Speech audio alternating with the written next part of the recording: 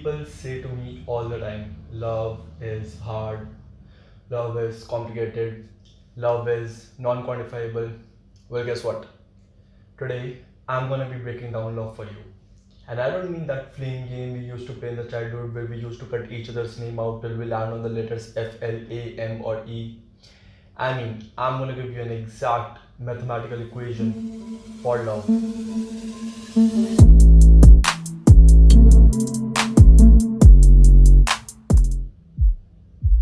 But to get to where I am right now, I want to take you back a couple of days when I was talking to one of my friends and he said, bro, there is this girl, I don't know if she likes me or if she is being just friendly. So I thought to myself, wouldn't it be nice if I could make a computer program that can read my WhatsApp conversations and find out how much that other person is interested in me, right? I mean, sounds like a great project. So then I thought my first solution was maybe I'll use semantic analysis. Now, what's semantic analysis, you may ask? Semantic analysis is nothing but breaking down human written text into individual words and feeding those words to a computer, and the computer will hopefully try to find out some meaningful context from that word. In our case, it would be to read our message and find out what the human intent behind those message were. But there are two problems with semantic analysis. First one being, right now there is no computer program advanced enough to read human text and find out the human intent behind them. I mean, if that were the case, then we would have solved the problem of coding emotions in computer, right? Second big problem with semantic analysis is even if the computers were able to understand human emotions by reading human text, thing is we are very manipulative texters. By that I mean that if you like someone, you don't necessarily go and tell them, hey, I like you. Similarly, if you hate someone, you don't necessarily go and say to them, hey, I hate you. You try to be polite to both of them and hope that they would not know your true intent for them or true emotions for them, right? So even computers will be as confused as we are about each other's emotions. So then I thought, what if I could use metadata? Now, what's metadata, you ask? Metadata is data defining another larger piece of information, or in some ways complementing another larger piece of information. So let me give you an example. If you take a computer image, the content of that image would be data, but its width, its height, its size in bytes, its format .png, .jpg, .gif, etc. would be metadata.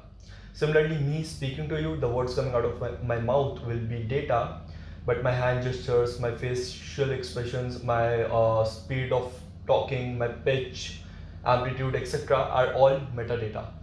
So clearly we humans use metadata a lot in addition to data to communicate, right?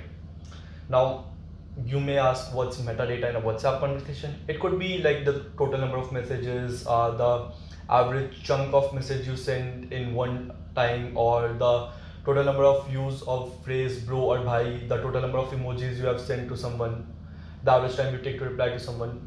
Those kind of thing could be metadata in a WhatsApp conversation. But thing is, why is metadata more useful than semantic analysis in this case? First one being metadata, since it's a very subset of the actual data, it's far easier to analyze. Okay. Second of all, if you may notice, the metadata in human communication is controlled by the unconscious part of our brain. That means that we can't really manipulate it. I mean, that's why there are literally hundreds of books on how to read a person like a book through body language. So we have controlled how to manipulate the words coming out of my mouth, how to consciously type whatever text you want to send, but you can't control your body language, or you don't necessarily count the number of emojis you have sent over the period of time, or the average time you take to reply, or the how many introductory messages you send to each other, right? You don't keep count of them because that's unconscious part of our brain. You're not even thinking about that. Cool. So metadata basically can tell us more true form of human intent by analyzing metadata in human conversation. Cool. But now what are the type of metadata in a WhatsApp conversation that are useful, and what are the types that are not useful? So let me start off by giving you two examples of non-useful metadata. First one being the average time we take to reply to someone's text after they have sent it. So you might think, oh, this is good one, right? It could tell a lot about that person. But thing is, this is not. Again, this is one of those rare metadata that we humans have learned to manipulate. Basically, it's called chronamics, or the communication through time. If someone calls you at a party at 7, you never arrive at 7. You always arrive at 8, 9, 10, somewhere like, because you don't want to be the first person to come around. You don't want to sound like you're too eager to come or you had nothing better to do, right? Similarly, if someone replies to your message after 1 hour, you try to reply to their message after 1 hour or 2 hour, in somewhere in that proportion. If someone replies to your message really fast, you reply to them really fast, like maybe your best friend's message, right? Or whenever you get time. So that's communication through time, and we consciously manipulate communication through time to make them feel our importance, right?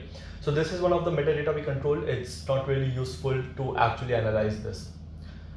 Then second useless metadata is the total number of messages. Now I cannot stress you how many people have told me, bro, this one must be a good metadata for your program, right? No, actually I did my research and I found out that people with girlfriends talk equal amount to their girlfriends as much as they talk to their best friends. So there is really no way to differentiate between them using the total number of messages being sent. Cool. Now let's look at the metadata which are actually useful.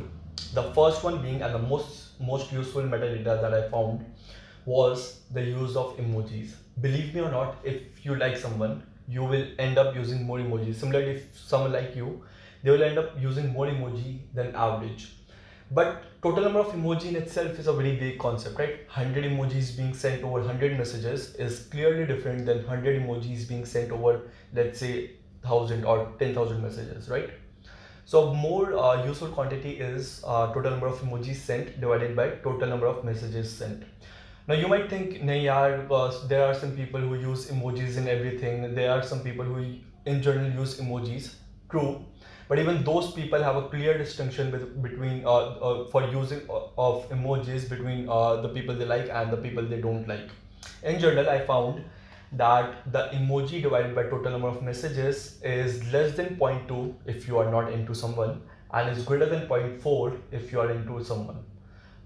It's not always true, but it's more or less generalized for that case. Second useful metadata is introductory message.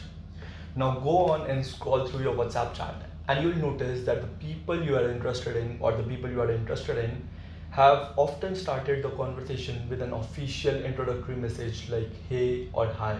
And the people you are not interested in, or the people people that are not interested in you, you might have started the conversation with a formal message like see this video, get me the work done by that day, or let's suppose you're talking to your best friend, then sub bros, what do you think about this article, those sort of things.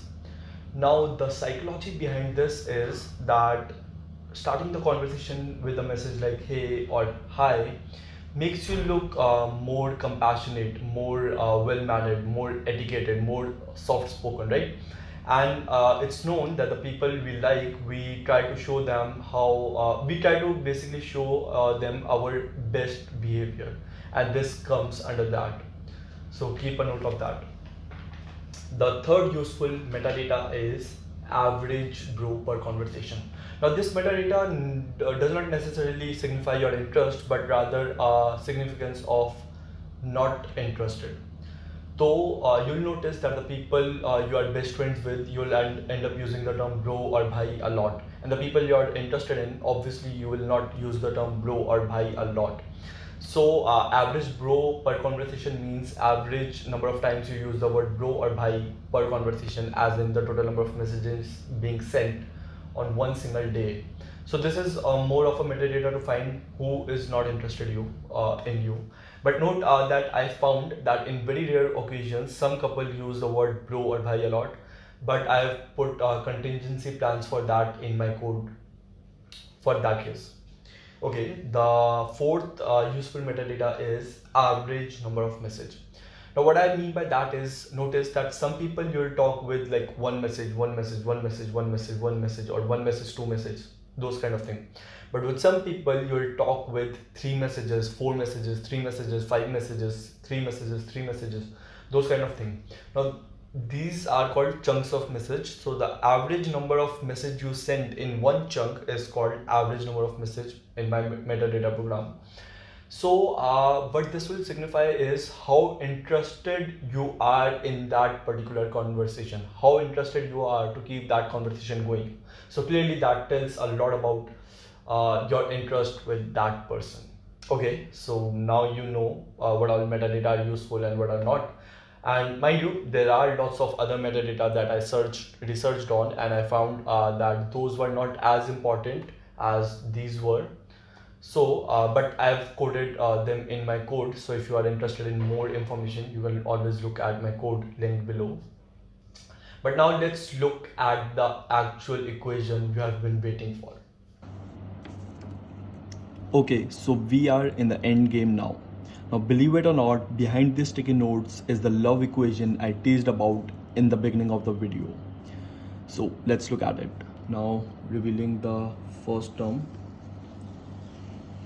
Cool. So it's total emoji divided by total number of messages. Now we talked about this. Total emoji in itself is vague and has no immediate meaning, but total emoji divided by total number of messages forms a very concrete term that is directly proportional to the interest of the other person. Now this term is so strong that I have given this a weightage of 70 out of 100. Okay, so now let's look at the second term of this equation, which is this whole part. Now second term has been divided into two parts. Let's look at the first part. Okay, so it's count hey divided by total active days. Now what this term represents is what fraction of the total conversations were started with an introductory message like hey or hi. Now to calculate this count hey variable, I've used this special if-else ladder. So if the person has replied or started the conversation with a single y in hey or single I in hi, then it's count hey plus plus. If the hey contains double y, then it's count hey plus 2. If the hey contains triple y, then it's count hey plus 4, so on and so forth. Cool. Now then I noticed that some people tend to use hey or hi with everybody. Now to compensate for those kinds of people is the second part of this equation, which is 1 minus average bro per conversation. Now what average bro per conversation is how many times the term bhai or bro has been used in one single conversation in average. Now what one single conversation is the total number of messages being sent in a single day. Okay, so if someone uses count hey a lot, count hey means hey or hi as introductory message a lot, but they also use the word or phrase bro, bhai, then they are probably talking to their friends. So this whole term balances each other out. Now this term can also get negative. So I realized that this term could have been 1 divided by average bro per conversation times some factor, but thing is this worked just fine for me, and you are free to use whatever terms and changes you can in this equation. Now I have given a weightage of 20 out of 100 for this whole term. Cool. Now let's look at the third term. Average number of simultaneous message. Now what is average number of simultaneous message? Let's look with an example. Let's suppose this is person A and this is person B. Then for him, the average number of simultaneous message for person A is 3 plus 4 divided by 2 is equals to 3.5. For person B, average number of simultaneous message is 3 plus 2 divided by 2 is equals to 2.5. Now I have given this a weightage of 7.5. Now some of you may be wondering, okay, there is 70 plus 20, 90 plus 7.5, 97.5. Where is the rest of 2.5? So the rest of 2.5 is a lot of miscellaneous terms which doesn't matter a lot. So I have avoided that in this video.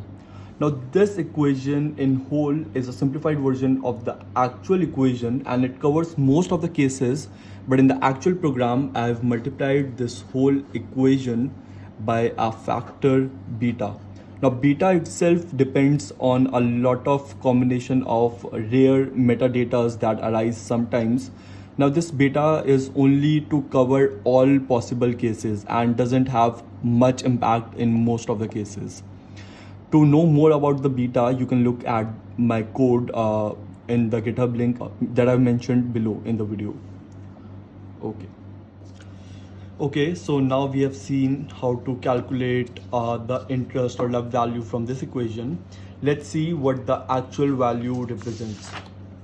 So here is a chart. I call this interestometer or lovometer. So if your the value of your interest or love is from 0 to 40, then you are in the friend zone.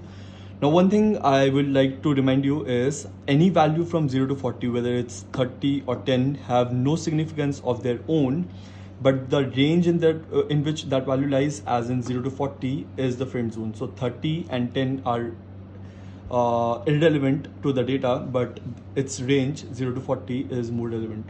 So friend zone. 40 to 50 represents that you guys have some chemistry, some attraction towards each other. 50 to 70 is what I call the crush zone, as in you guys like each other very much. 70 to 100 is love, you guys are deeply in love. And in this whole equation, as you can see, I've not put any boundary to contain the value. So the value can go past 100. The maximum value that I've seen it reach is approximately 170. So the more you love each other, the more this value can increase past 100. Similarly, I've not contained this value for to go below negative. So if any value arises below 0, it's because of this negative factor, average bro per conversation factor. So I've defined this as the bro zone. Okay. Well, now I have told you about the love equation, so I guess you should just go and check your WhatsApp chats and try this love equation on different conversations, right? Find out how much your crush likes you. Well, sorry to disappoint you, but it's almost impossible to manually calculate all of these metadata and arrive at an accurate results. Therefore, I have made a website called movinair.com, link in the description. So basically what this website does is it makes the whole process of calculating and applying this formula to any of your WhatsApp conversation very easy, almost as easy as clicking a button. And let me tell you, this website is not any kind of business. It's just a side project I made a few days earlier. I thought I might share it in this video. Now let's look at how to actually use the website.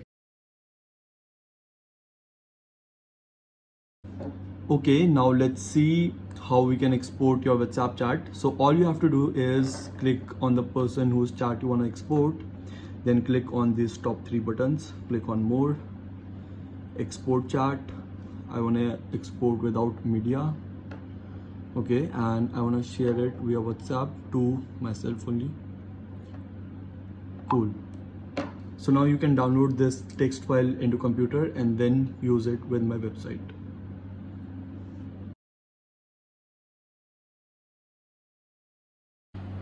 Okay, let's now see how to use this website. So I've already opened this website called movinair.com, which is my website. So and I've already exported my best friend's WhatsApp chat into a text file. You can see that here. So now all I have to do is click on this button, select chat file. I have to select this text file, open it, and you can see the results. So you can see our results are between 0 to 40. It's my interest is 3 point something and his interest is 5 point something. So clearly we are in the friend zone and the site works for this case, and it has worked for all other cases that I've tried, and you can try that yourself. And after doing that, you can rate the result. I'm gonna rate it 5 out of 10 and I'm gonna submit it. Thank you. And you can read the privacy policy from here. You can see we don't store any of your chat, and all computation happens on your own device. And this is the proof how quickly this data arose. If we were to upload your charts, this would have taken some time. Well, I suppose I should end the video right now, but I think I would answer a few of the FAQs, frequently asked question, about this website that I've gotten from few of my close friends. First of all, very obvious, privacy. Well, I can assure you, none of your chats will ever be stored to any database ever. I mean, that's one of the reasons why the website is so fast. Because as soon as you click on a chart, it instantaneously shows you the result. I mean, if it were to upload it to any database, then it would take some time to upload your charts. This is also why I coded the entire website in JavaScript so that all the computation happens on your own device. And I think you might be able to use the website in offline mode too, because JavaScript, it is written in JavaScript. So basically when you open the website, the code downloads, or yeah, something like that happens on your computer, and it creates your text file.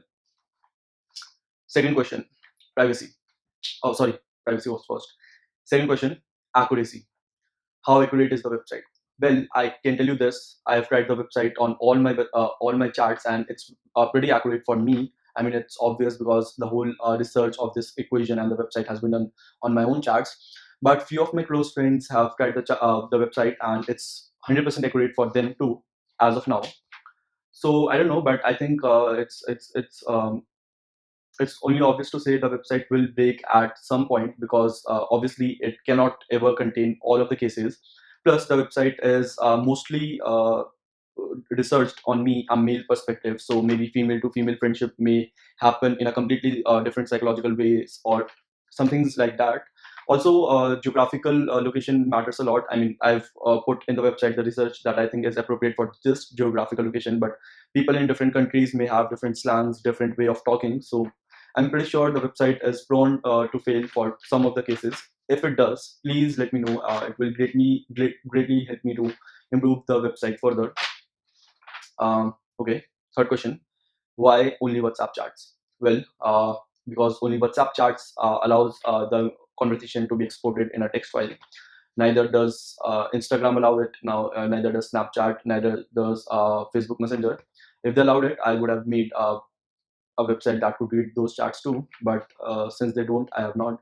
But I am sure people of the internet, some of you with heavier programming knowledge, might make a computer image recognition program that can read text from a Instagram screenshot and apply the same algorithm or a slightly different version of your algorithm on those charts to read them. If you do so, please let me know. I'm very interested in this project. Fourth, group chats. Does it work on group chats? Please don't ever put group chats in that. It doesn't work for that. I mean, it won't, the website won't break, but it will only provide you garbage values. And then don't come to me, hey, what Ashit, what is this, what is that? It doesn't work on group chat. The website is made for one-to-one conversation only. Now, I'd like to say, if any of you ever see the GitHub code and try to make any changes to the website, and arrive at a more meaningful solution, please do share with me. I'm very eager to know. Also, if any of you people watching the video find any more psychological tricks or tips about this equation, or how it can be changed to be made better, again, please do tell me. I'm very eager about these sorts of psychological and programmatical things. So that's it for today. May we meet again.